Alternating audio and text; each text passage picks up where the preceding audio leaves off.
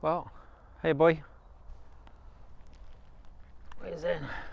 We're out on our little walk and we're walking in the woods, and for the last few days I've started to see these on the ground.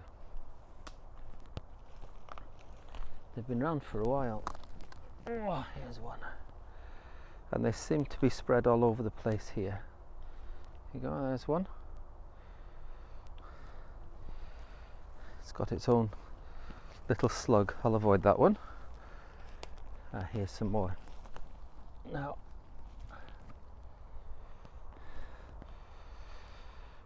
they're all round here, and what they are wild pears. I can only think that when they replanted these woods in the 1970s, they planted a little group of wild pear trees.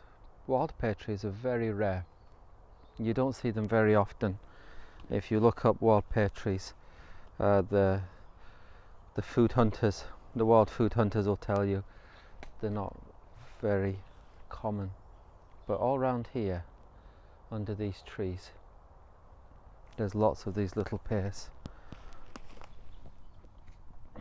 There's another one. Now, they're tiny.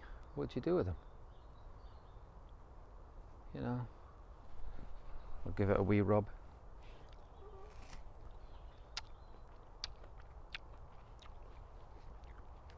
That one's seen better days. Definitely pear. It's dry. How I like pears. But very small.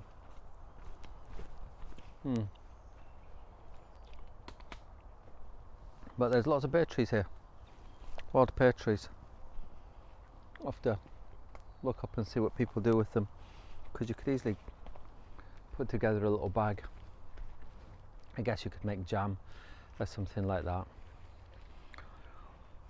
Reminds me, walking past this little harvest and not really seeing it, and how many people have done it.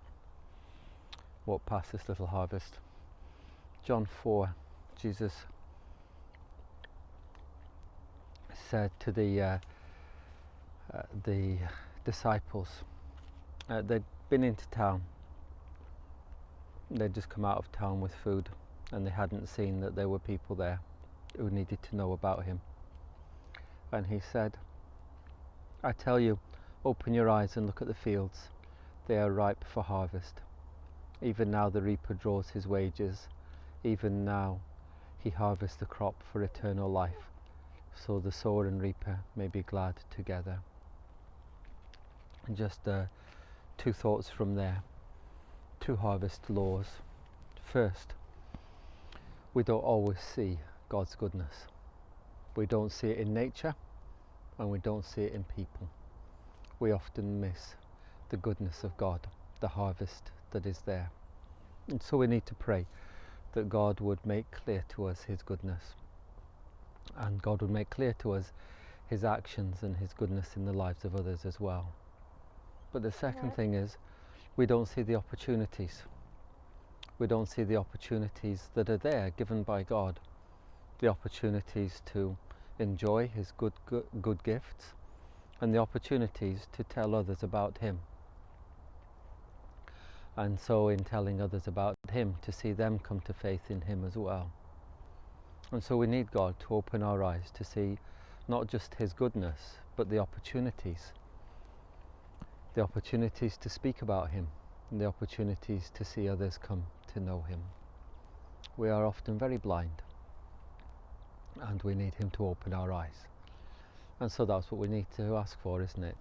Lord, open my eyes to see your goodness, and to see the opportunities that are there. Well, from me and my little friend, you there? I don't think he's over keen on pears. Somehow.